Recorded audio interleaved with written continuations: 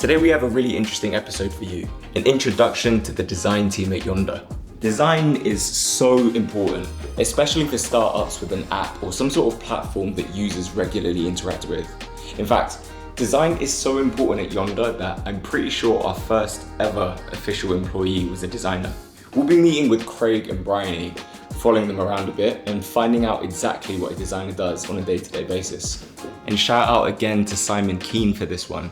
Now remember, if you do have something you'd like to see in a future video, make sure to drop that in a comment down below.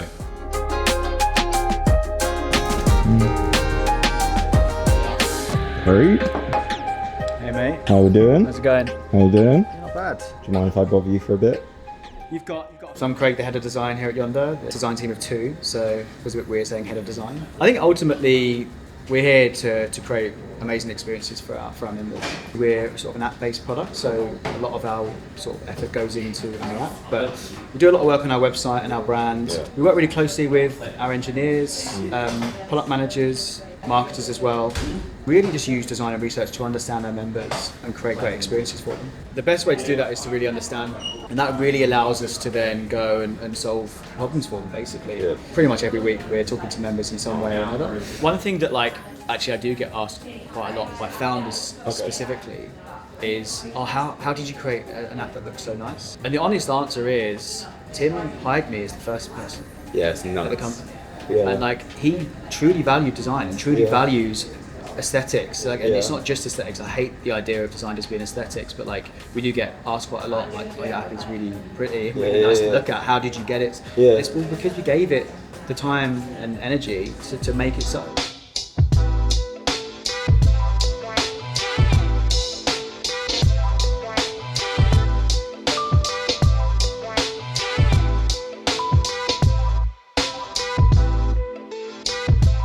Hello. Hey. Cheers. Oh. Cheers. What are you up to? We are refactoring our onboarding flow to make it easier to change the order in which we ask different members the questions when they join our product. So this program is called Figma. What does Figma do? You have basically design mode, which is what I'm in most of the time, which is where I'm actually just drawing the page. Yeah. And then you have prototype mode, which is where you're going, okay, now I need to bring my design to life and show what the animation is going to be from this page to that page to this page. We've got our design system file, which has all the components that are reusable across our app's interface. So for example, you can see that these are all the different states and types of buttons we have. So you might just see, you'll probably see just one button like this on any one screen in our app, but nested within that, it's got about 50 different variants, and these don't even contain animations yet. Here's a question, quick fire question. What's your least favourite thing about design? This is going to make me sound so bad. I don't like running the user interviews. I get really self-conscious about it, and I have to pretend that I'm not deeply personally connected to this design. So I prefer actually being an observer in interviews and taking the notes, but not leading the interviews, because it's the bit you're basically going, literally laid my soul on I've just designed this thing that I think is brilliant, and I'm really passionate about it, and then you show it to a user and they just rip it apart. Yeah. How do you separate yourself, or are you ever able to truly separate yourself from your designs? I personally know. I am so attached, submerged in everything I'm doing. I'm really passionate about it, and I really care about everything, every detail. But you mentioned interviews. What kind of interviews do you do? We do 2 broad types of candidates. We do interviews with non-Yonder customers, and that's for onboarding or website testing, where we want to know, do potential customers that haven't ever heard of Yonder, do they understand what we do, what our product offers them, what the benefits might be for them? And then we do other types of interviews which are more with customers that are already using our product, existing customers. All of the testing and research we do is absolutely essential to do a good job, but there's also no one is exempt.